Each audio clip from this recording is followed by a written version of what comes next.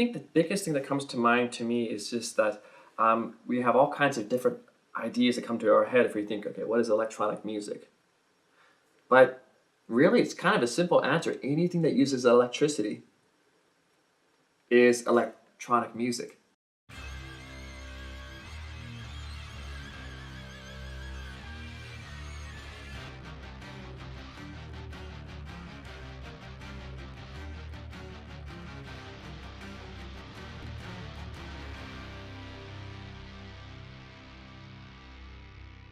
I'm Tim Poland, and I'm a music teacher at a couple community colleges here in San Diego at Mesa College and Grossmont College. And I teach music theory, or how harmonies work, as well as some electronic music. And I also write music on my own, some video game music. And so the history of electronic music is actually a lot longer than many people think it is.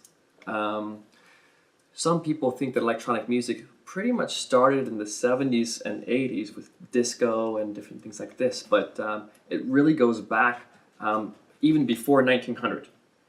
People had different technologies they were using to make electronic music, but they've been making it for quite a long time.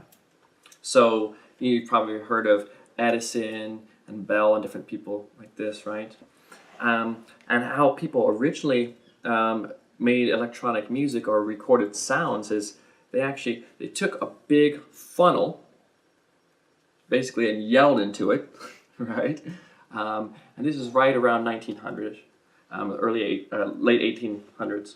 Okay, they yelled into this funnel, and it would actually shake a needle in the same way that their yelling or singing went. It kind of made it like a pencil. So a funnel comes down, and at the end of it, a little pencil is moving in the same way the funnel moves. And you know, if you sang into it really loud or played music into it loud, it would go back and forth like a little pencil, and they would draw it into stuff like wax. And it would actually make little grooves.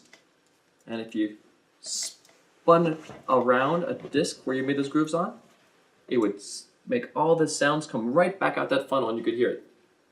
So people started recording like this, but it didn't sound very good, right? So after this type of thing happened, people wanted to make better versions of it, and they invented things called microphones, which would kind of vibrate in the same way as your singing would happen or your music playing would happen. But they would model everything that you sung with little electric variations.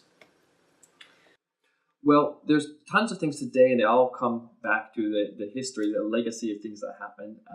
There is academic electronic music, and that's it sounds typically weirdish stuff that most of us aren't used to hearing. Very out there experimental stuff, and professors from all over the world will meet up at universities and make sounds that are controlled by machines and connected to videos and things like this. And so they have music contests and stuff doing that.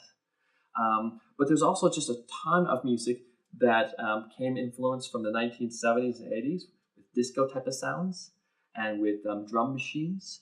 And so we have a whole category of music called electronic dance music, or EDM, that exists now. And so clubs all around in San Diego, other parts of the world will have that, and they'll have people like David Guetta, or you might have heard of people like Daft Punk and others who create music that has lots of heavy beats made from drum machines, and then keyboard synthesizers and electronic generated sounds that go along with that.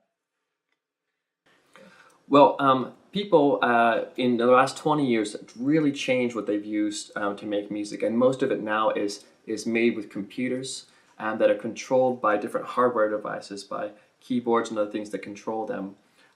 In the past, people couldn't use computers because they didn't exist, and they had to basically use electricity only to go back and forth and make vibrations. And they would use this to make things called sine waves and other stuff to make sounds. Later on, they actually invented magnetic tape, and people were able to record onto tapes. And if they made mistakes, you could actually cut with scissors, cut the tape, and then glue it back to other tape. Or you could slow it down, or mess around with how the speed of the tape went.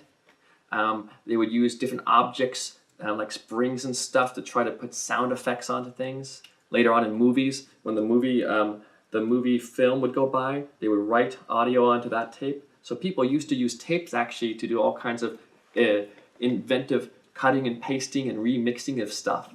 Although now, all of that we can do in computers. So you can record lots of things on computers like that, and we have programs that are called sequencers that will take all your music ideas and put them in a sequence or an order to help you compose music. So they have ones like Ableton Live that do this. They have drum sequencers, they have libraries of sound and synthesizers you can use. They have effects that can make you sound like you're in any building in the world, reverberation and echo effects. And so most people make them on little computers like this with programs like that and Pro Tools.